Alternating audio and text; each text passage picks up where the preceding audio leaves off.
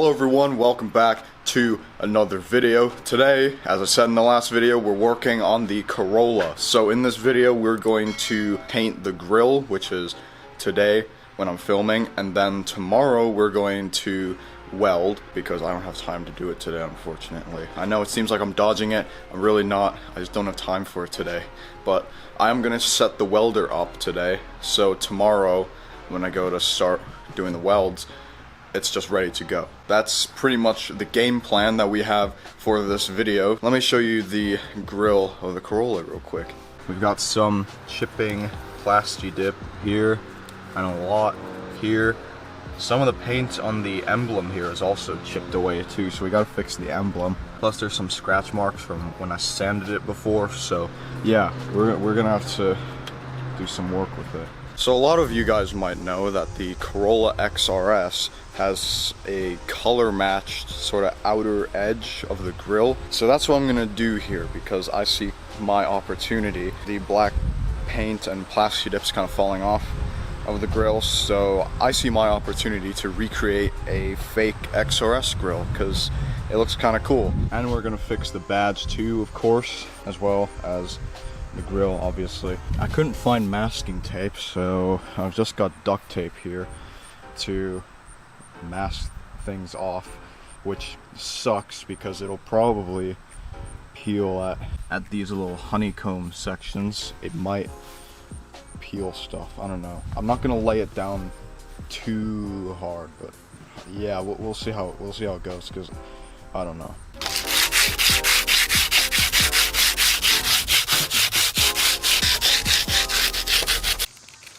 Oh my god, I've never actually realized this before, but there is a place where I can just pull the tabs.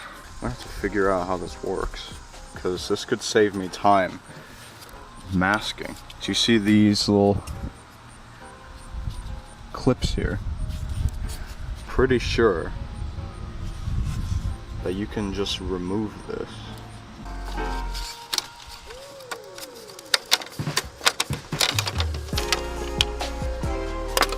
There we go. So I broke one clip on here, one clip on here. Shouldn't be too big of a deal, honestly. This makes my job about 10 times easier, because this is all that needs to be painted. In fact, if I knew that this was a thing, I would have done this sooner.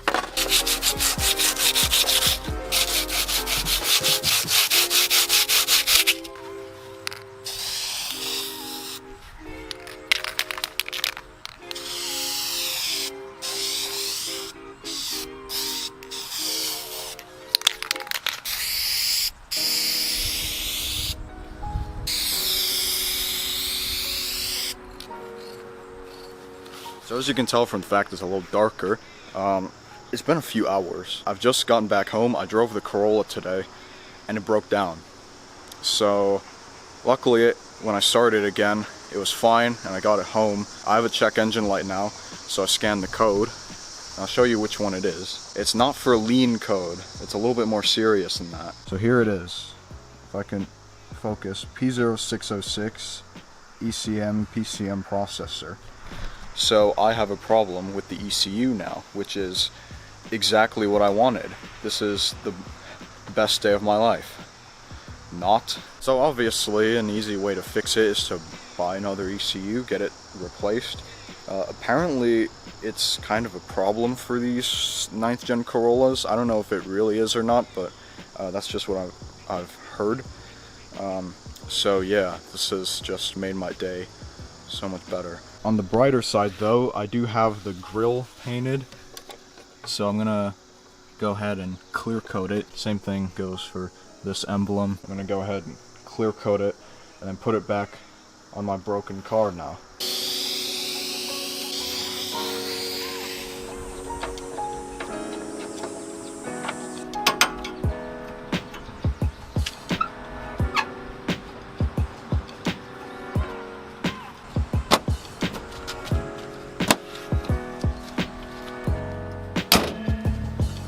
I mean, the grille looks good, I guess.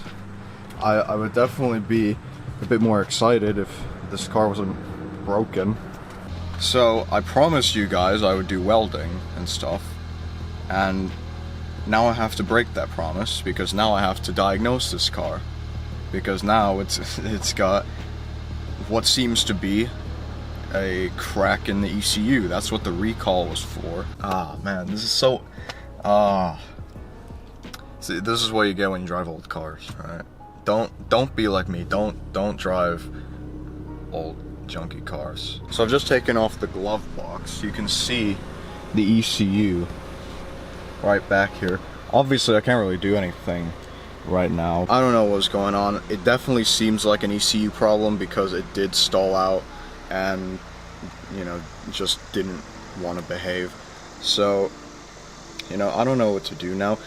I might not fix it right away because I didn't plan to drive this car in the winter at first. Winter is coming in the next few months, and if I don't drive this car, it's not the end of the world because I'm still working with it anyway. Obviously I still need to fix the body of it, so I need to sand some of the Bondo stuff. I need to weld, which I was gonna do this video, but then I have to work on this. That's my day now. That's this video now.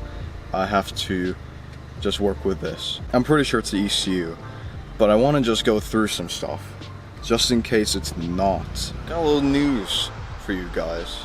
I feel like this is going to be kind of interesting because you know how I just recorded that little clip of me running this car, and obviously you guys saw the check engine light on the dash. Got a little something to show you.